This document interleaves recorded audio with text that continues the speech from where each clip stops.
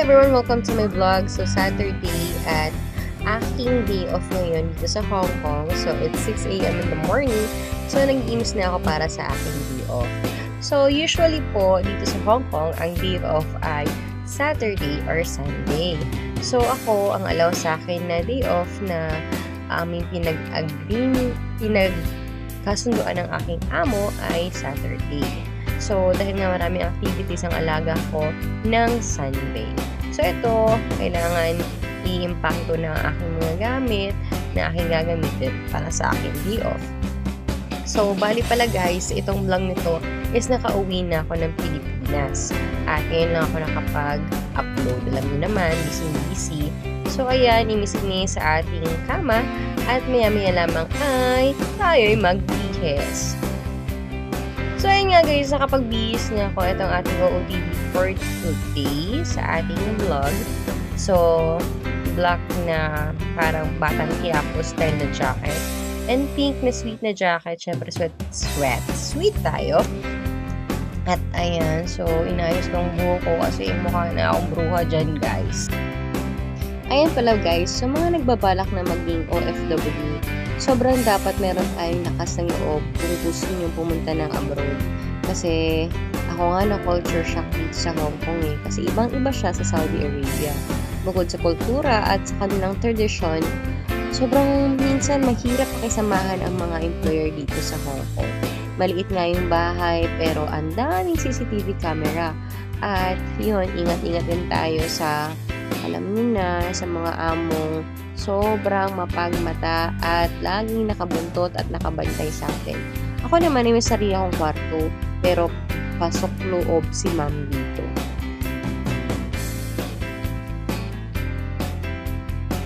Dito tayo ngayon, magtutusok-tusok tayo guys.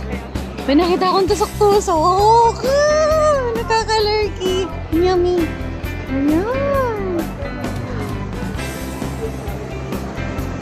Okay, squid balls. Hinin. So, tingnan natin dito.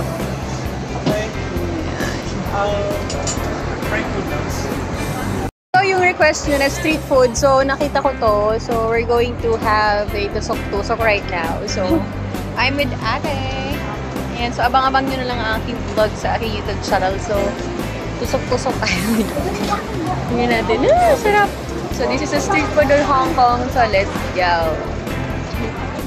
So, babayad tayo guys. Beef balls yung in-order namin ni ate. So, dito siya. 20, 10. Ayan. Dami na pagpipilian. May waffle din. May pansit din dito guys. May waffle din. So, they offer also waffle. So, nasa PSA siya. Hong Kong traditional food.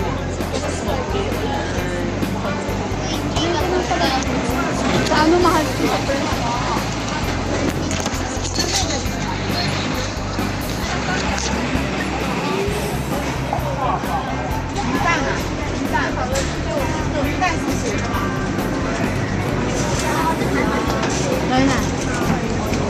Thank you. Thank you. Yay. Buksan na natin natin. Wala sa sasawa, makapwede doon. Nasa Lock Road siya guys ha. In front ng ano. Taran! Ito, sa harap namin ni ate. Cheers! Mainit-init pa. Ito na yung street food. Ano nyo ha? Mission accomplished.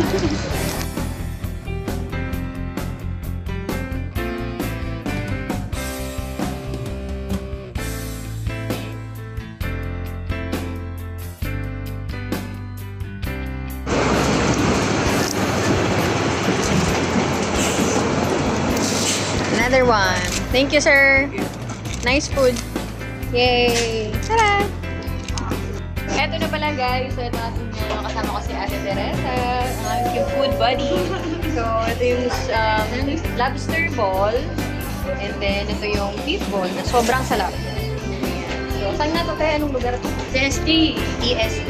CST. Ayan. So, dahil may kanin sa Jollibee, dito na tayo kumain. Let's go! So yan, nilalagay ko na yung ating mga binili. Nagdalawa pa kami dito ni ate. Taran! Magkasama daw sila ni Ate Mai. Okay.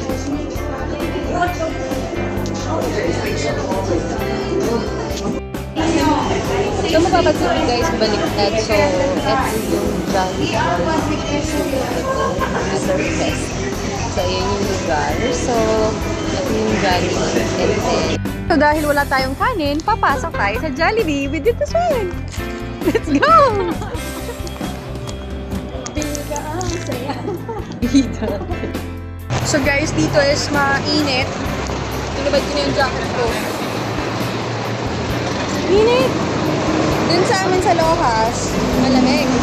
Pero dun sa Yaumates, mainit. Oh.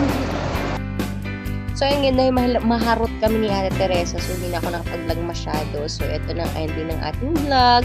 So short vlog lang naman siya. And thank you so much. Keep on subscribing and follow me to my social media apps. Thank you. Love you.